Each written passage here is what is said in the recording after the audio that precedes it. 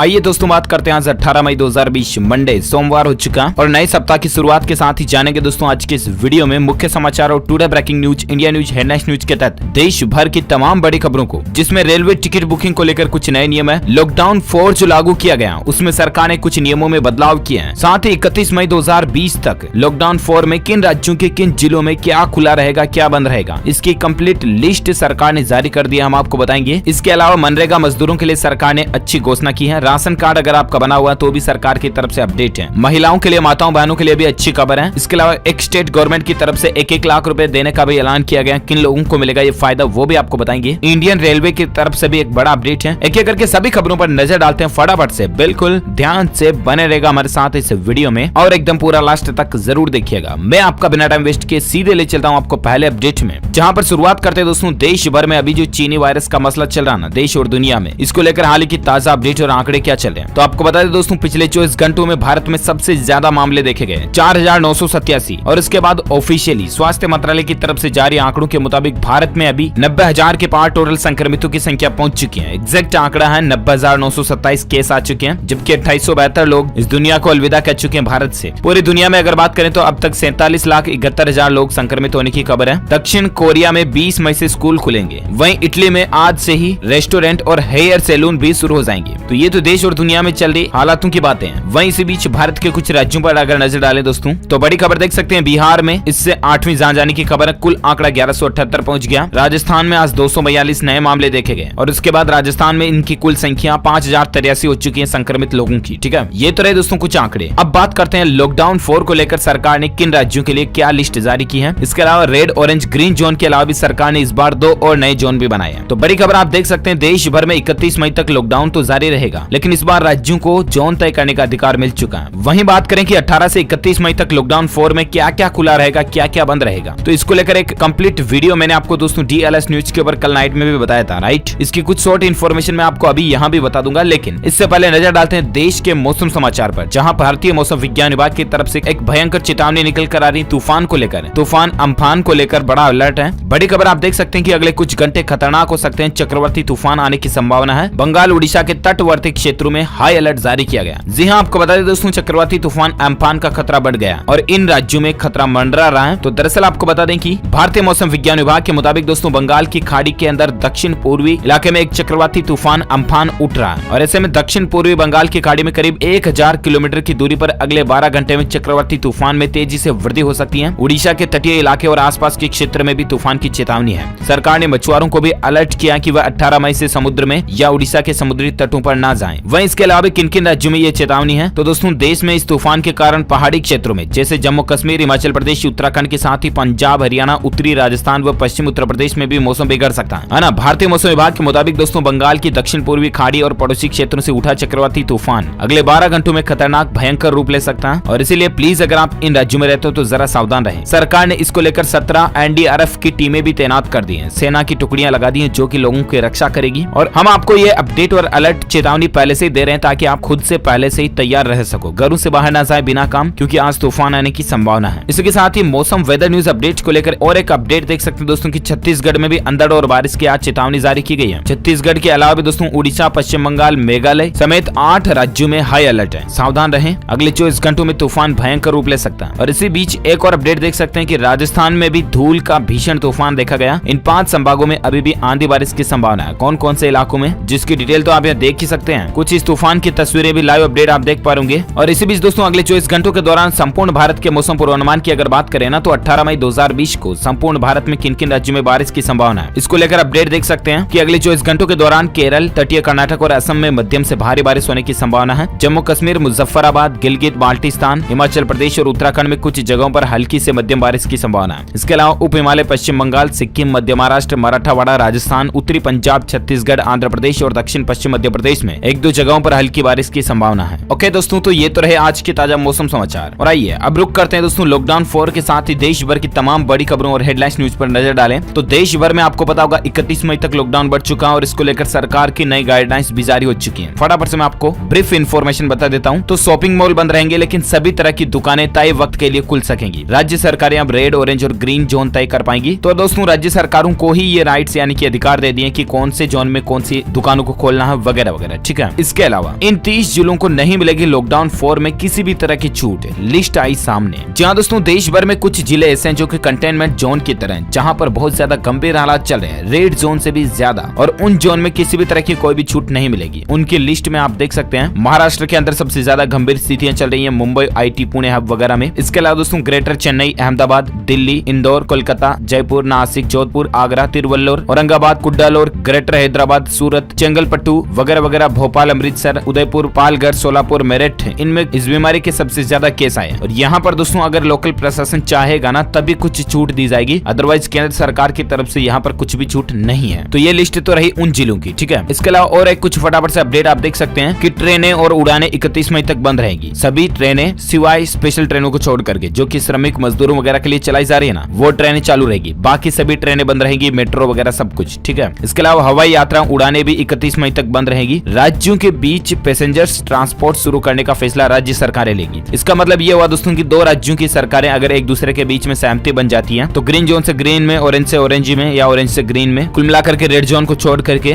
दूसरे जोन से बसें जो है एक राज्य से लेकर दूसरे राज्य के बीच में आ जा सकेगी। लेकिन किस कंडीशन पर, किस शर्त पर? तो अगर दोनों ही राज्य सरकारें आपसी सहमति हैं तो ही एक राज्य से दूसरे राज्य में बसें आ जा सकेगी, बाकी नहीं, ठीक है ना। इसके अलावा लॉकडाउन 4 में हुआ ये सबसे बड़ा बदलाव, आपको मिलेगी सबसे बड़ी सहूलियत। वो कौन सा है? तो वो मैं आपको बता दूं दोस्तों की एक तो अमेजोन, फ्लिपकार्ट वगैरह से अब आप टीवी, फ्रिज, मोबाइल वगैरह ये भी मंगा पाओगे, गैर जरूरी सामान भी, ठीक है ना। ये छूट दे दी है। हालांकि लॉकडाउन 4 के दौरान भी क्या क्या चीजें बंद रहने वाली हैं अभी भी। तो 31 मई तक सभी उड़ानें बंद रहेंगी। मॉल, सिनेमा मॉल, जिम वगैरह, स्कूल, कॉलेज, धार्मिक मंदिर, मस्जिद वगैरह इन कार्यक्रमों पर भी बंद रहेंगे। मेट्रो सेवाएं बंद रहेगी। सभी तरह के पूजा स्थल बंद रहेंगे। कंटेनमेंट जोन में सिर्फ जरूरी सेवाओं की ही अनुमति होगी। शादी समारोह में 50 से ज्यादा लोग इकट्ठे नहीं हो पाएंगे। 65 साल से ज्यादा उम्र वाले, गंभीर बीमारियों से पीड़ित लोग, गर्भवती माताएं, बहनें और 10 साल से कम उम्र के बच्चे घर में ही रहें, सरकार की ये अपील है। ओके, इसके अलावा भी देख सकते हैं कि स्पोर्ट्स कॉम्प्लेक्स स्टेडियम खुलेंगे, लेकिन दर्शक स्पोर्ट्स स्टेडियम में नहीं जा सकेंगे, बल्कि सिर्फ खिलाड़ियों के ओलंपिक वगैरह के प्रैक्टिस के लिए स्टेडियम को खोलने की इजाजत दी गई है, ठीक है। इसके अलावा और एक अपडेट देख सकते हैं कि सोशल डिस्टेंसिंग जरूरी होगी इस बार दफ्तरों में, यानी कि ऑफिस वगैरह में। आरोग्य सेतु ऐप जरूरी नहीं है, लेकिन दुकानों में एक वक्त पर 5 से ज्यादा लोग नहीं जा सकेंगे। 2 गज दूरी यानी कि सोशल डिस्टेंसिंग रखना जरूरी होगा। ये दुकानों वगैरह के लिए सरकार का नया नियम है। हालांकि दोस्तों गाइडलाइन के मुताबिक सरकार ने सार्वजनिक स्थानों पर शराब, गुटखा, पान मसाला, तंबाकू के सेवन पर भी बैन लगा रखा।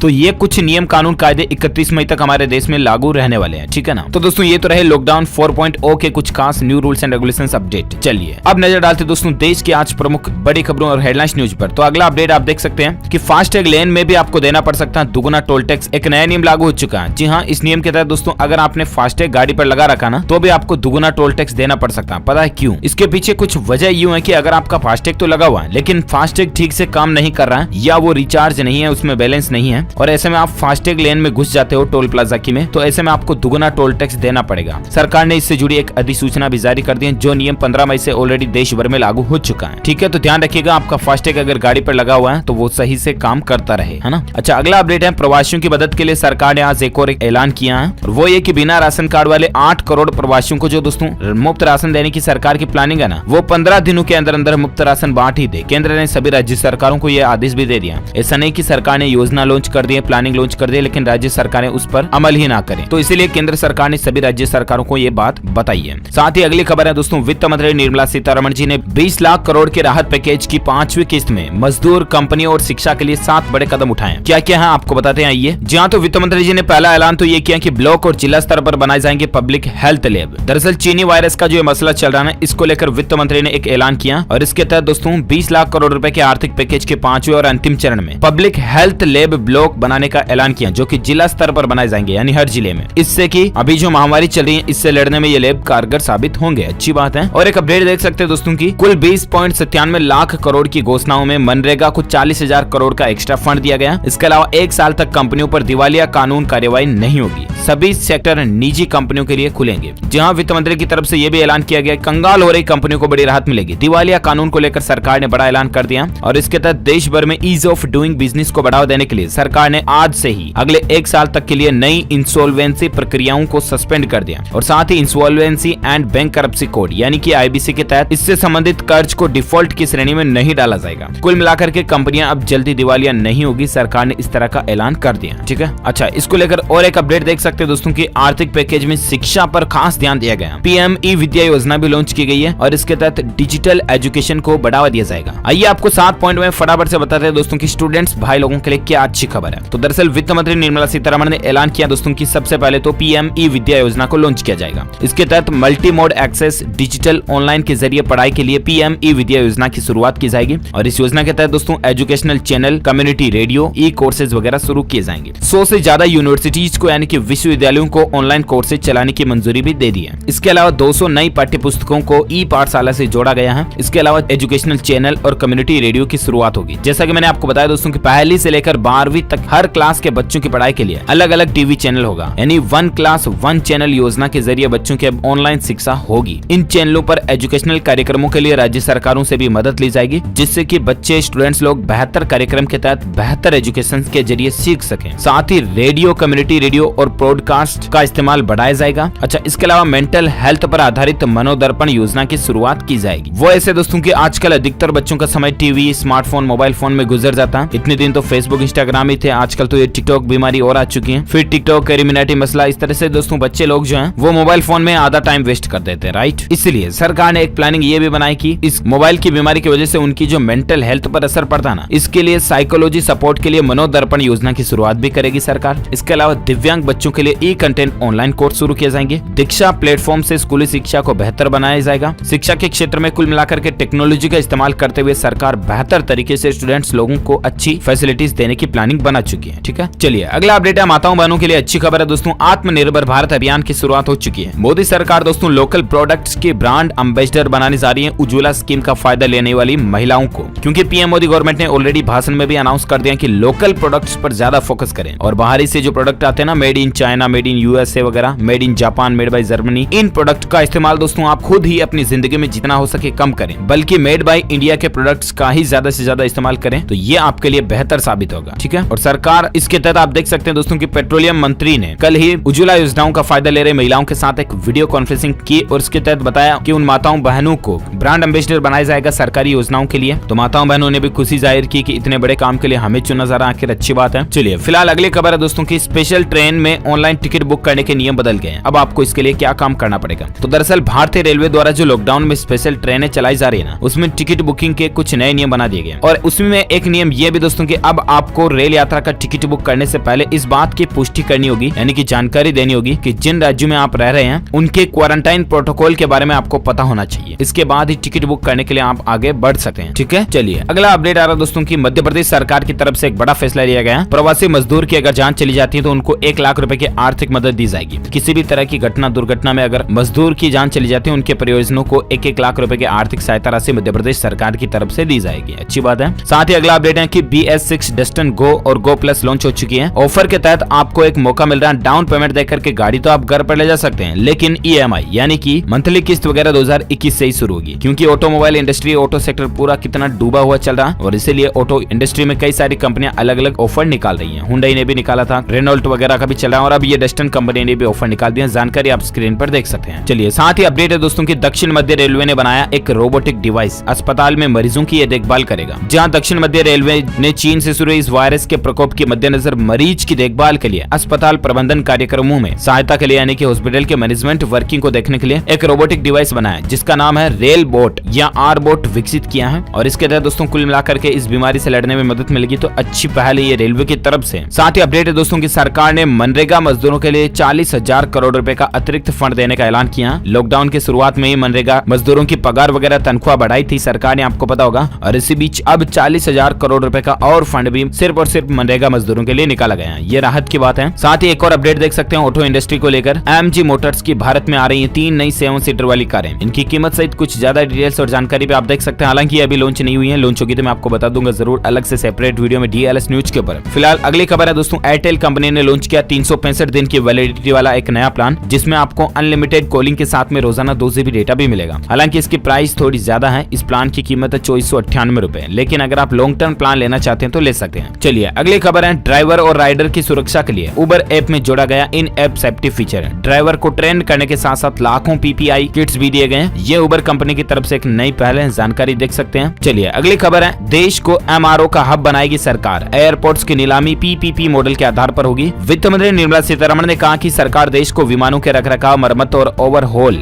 यानी कि MRO का हब बनाने के लिए एक बड़ा कदम उठाने जा रही है। और वित्त मंत्री ने कहा दोस्तों कि यदि हम भारत को एक बड़ा केंद्र बना पाते तो इससे नागर विमान ही नहीं बल्कि रक्षा विमान क्षेत्र को भी लाभ होगा और इसके तहत एटलीस्ट कुल मिलाकर के देश की इकोनॉमी को भी फायदा होगा। चलिए अगली खबर प्राइवेट नौकरी कर्मचारियों के लिए अच्छी खबर है। अब इन कर्मचारियों को भी मिल सकेंगी ESIC के तहत स्वास्थ्य सुविधाएं। सरकार ने इसको लेकर खास इंतजाम कर दिया। जी हाँ, कर्मचारी राज्य बीमा निगम यानी कि ESIC जो है ना, वो अब 10 से कम कर्मचारी वाले उद्योगों से जुड़े कामगारों को भी मेडिकल सुविधाएं मुहैया कराएगी। इस चीनी वायरस के संकट और लॉकडाउन के चलते उद्योगों पर पड़ रहे नकारात्मक असर के बाद ESIC की तरफ से यह फैसला लिया गया और सरकार की तरफ से ESIC का दायरा बढ़ाए जाने की बात भी कही गई है। राहत की खबरें प्राइवेट नौकरी करने वालों के लिए जानकारी आप देख सकते हैं। साथ ही अगली खबर है, एक महीने में रिलायंस जियो ने जुटाए 67,000 करोड़ रुपए। आखिर किस कंपनी ने कितना निवेश किया जियो में, तो इसको लेकर कुछ जानकारी आप देख सकते हैं। क्योंकि दोस्तों अब और एक कंपनी रिलायंस जियो में इन्वेस्टमेंट करने जा रही है। Facebook, silver lake, Vista, general Atlantic वगैरह ने रिलायंस जियो में हाल ही में कितना इन्वेस्टमेंट किया, जानकारी आप देख सकते हैं। ओके दोस्तों, तो इसी के साथ ही ये आज के बड़ी खबरें, मुख्य समाचार, today breaking news, India news, headlines news का अपडेट वीडियो फिनिश होता है। और हाँ, साथ ही आप मुझे नीचे कमेंट करके जरूर बताना दोस्तों कि आपका शहर गांव अभी किस जोन में आ रहा है, रेड, ग्रीन या ऑरेंज, किस जोन में आ रहा है आपका शहर या गांव। नाम लिख करके मुझे नीचे कमेंट में जरूर बताना और साथ ही दिल से इस वीडियो को लाइक करना, ज्यादा से ज्यादा अपने दोस्तों के साथ फेसबुक और व्हाट्सएप पर शेयर करना। और हाँ, अगर आप चाहते हैं कि रोजाना आपको इसी तरह की काम की खबरों के ब्रेकिंग न्यूज अपडेट्स तुरंत आपके मोबाइल पर मिलते रहे ना, तो इसके लिए आप DLS न्यूज चैनल को सब्सक्राइब करके बेल आइकन जरूर दबा देना ताकि आपको मिलते रहेंगे रोजाना की ताजा अपडेट्स, ब्रेकिंग न्यूज तुरंत सबसे पहले आपके मोबाइल पर। Thank you, take care, good bye, जय हिंद, जय भारत, वंदे मातरम।